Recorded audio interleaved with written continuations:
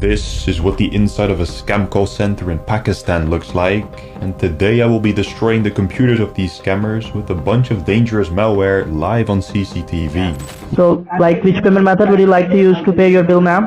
I'm going to go over to the office. No, ma'am. Right now you need to pay it right now with me or a live recorded call. After we will apply the discount. If you go to the office... No, I will go to the office. Thank you very much for your help.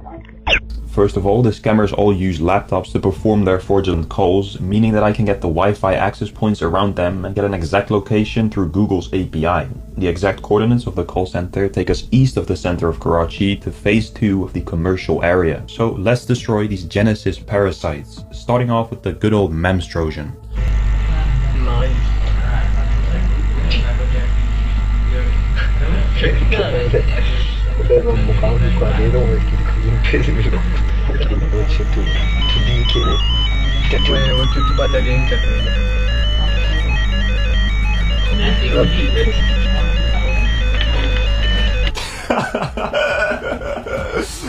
Yeah, he's like, what the f? My laptop turned into lion cat, yo.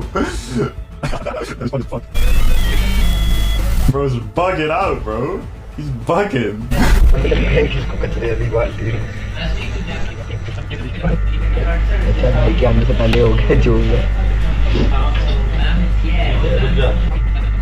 Look, he's scared of Joshua. He's scared. He's like, nah, I don't. Like, he's grabbing the guy's arm.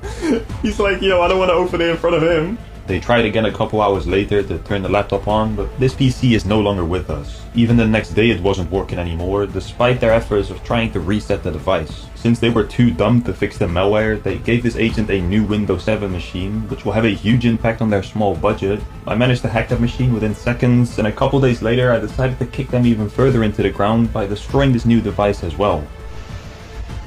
ये virus आया हुआ है ना, कोई use कर रहा है?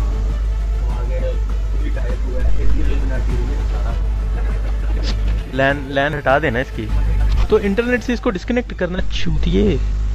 They thought that unplugging the internet would fix things, but sadly not, scammers. This PC also got hit by Nyan Cat. Finally, let's see if Joshua has something to say for himself. Hey Joshua, buddy, can you hear me? Can we talk for a second? I can hear you, you can speak to me. Hey Joshua, can we talk for a second? He shut down. Everyone close your laptops, guys. Everyone close your laptops. Run, he's running. Where is he going? Wait, let me switch cameras. Where is bro running to? He's running outside. Yo. Wait, this guy's hiding his face. Why are they all like... Yeah, he's looking at the cams, he's looking at the cam. Why are they all panicking? What's this other guy doing? Look at them all running around, they're panicking heavy. After closing his own laptop and telling his fellow scammers to do the same, Joshua ran to the Wi-Fi room and shut down the internet completely. I decided to give him a call on WhatsApp, which was just a back and forth of me calling him a scammer and him denying everything. We are not scamming people. Who are you? You're pretending to be with Xfinity, yes or no? No. Okay, so I have recordings of you claiming to be with Xfinity. Can you explain that for me, please? Brother, what do you want from me? Why are you lying? It's the same voice, it's the same picture. I can see your profile picture, you know that, right? On your WhatsApp, I can see your face. It's the same guy. And then he just hangs up.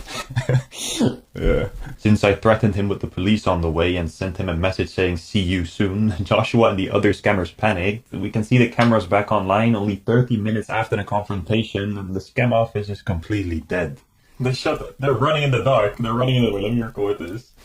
After this, the camera stayed online for a few hours overnight, but when I woke up, everything had been taken down and the scammers never came back online.